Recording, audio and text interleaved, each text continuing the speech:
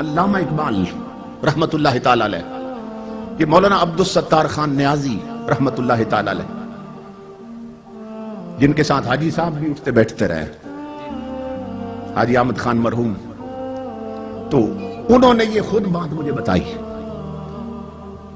وہ فرماتے ہیں چونکہ علامہ اقبال کے وہ پرانے ورکروں میں سے تھے، وہ فرماتے ہیں کہ میں علامہ اقبال کے خادم سے ملا جس کی پوری زندگی علامہ اقبال کی خدمت میں گزری۔ میں نے کہا کہ علامہ صاحب کی کوئی عجیب بات زندگی میں دیکھی ہو تو بتاؤ۔ تو مولانا کہتے ہیں کہ اس نے کہا کہ زندگی میں اقبال نے مجھ سے وعدہ لیا تھا کہ بیان نہیں کرنا، اب چونکہ فوت ہو چکا اس لیے آپ کو بتا دیتا ہوں۔ بات یہ تھی کہ میں رات کو سویا ہوا تھا، 2-3 بجے کا وقت ہوگا رات کے، پچھلا پہر تھا۔ علامہ اقبال نے نہ مجھے آ کے جگایا، کہنے لگا میرے ایک خاص مہمان آئے ہیں، جاؤ ان کے لیے لسی لے کے آؤ، تازہ لسی بنوا کے لا۔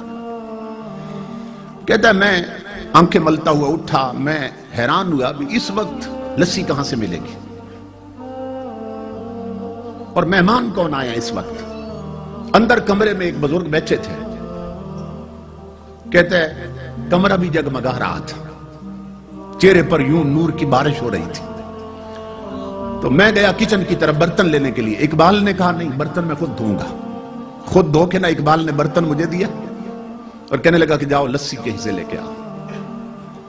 میں گلی میں جا رہا تھا کہ اس وقت لسی کہاں سے ملے گی، جو ہی میں نے گلی کا موڑ کاٹا نا، دیکھا تو سامنے ایک کھوکھا بنا تھا، ایک بابا جی لسی بنا رہے تھے۔ میں حیران ہو گیا کہ یہاں نہ پہلے کھوکھا تھا نہ یہ کبھی بابا دیکھا، یہ راتوں رات یہ کھوکھا کیسے بن گیا، اور دل میں خوش بھی ہوا کہ کام قریب سے ہو گیا۔ اب یہ سو تحقیق کریں گے یہ کھوکھا کس نے بنایا۔ کہتا ہے میں نے انہیں کہا 2 جار کے علاج مجھے لسی بنا دے۔ انہوں نے لسی بنا کے دی۔ میں نے ان بزرگوں سے کہا، میں نے کہا کتنے پیسے ہیں، تو مسکرا کر فرمانے لگے، کہنے لگے لے جاؤ، اقبال سے ہمارا معاملہ چلتا رہتا ہے۔ کہتا میں بڑا حیران ہوا، یہ اقبال کو بھی جانتے اور میں انہیں نہیں جانتا۔ خیر میں لسی لے آیا، اقبال نے برتن پکڑا، کہنے لگا بیٹھو اپنے کمرے میں۔ لے گئے، لسی مہمان کو پیش کی۔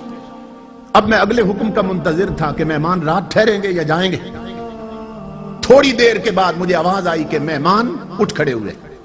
اقبال دروازے تک چھوڑنے گیا، بغل گیر ہوئے، مان کا کیا اور دروازے سے باہر نکلے۔ وہ کہتا ہے میں بھی دوڑ کے نکلا۔ میں نے کہا کہ آپ علامہ صاحب آرام کریں، میں دروازے بند کر دیتا ہوں۔ علامہ صاحب اندر چلے گئے۔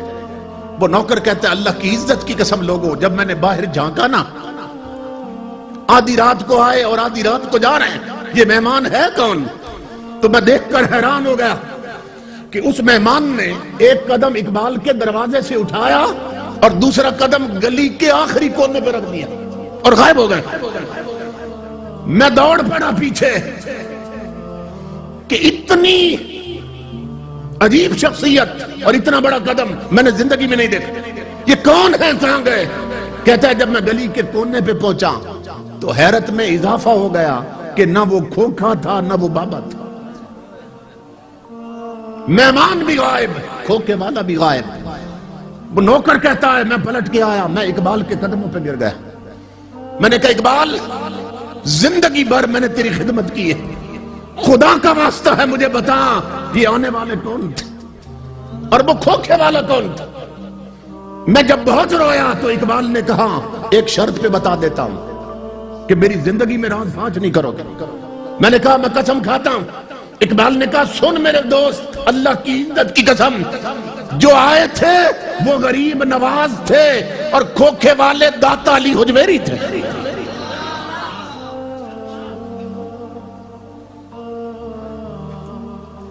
فنا کیسی بقا کیسی جب اس کے آنچ نہ ٹھہرے، یہ ذہن میں رکھو۔ اگر اللہ سے لو لگ جائے، انسان کا تعلق رب سے جڑ جائے، فنا کیسی۔ ہم مجبور لوگ ہیں، ہمیں جس سے پیار ہو جائے، ہم نہیں چاہتے ہمارا محبوب مٹی میں ملے، حالانکہ ہم مجبور ہیں، مگر محبت کا تقاضا یہ ہے کہ محبوب مٹی میں نہ ملے، محب کبھی نہیں چاہتا۔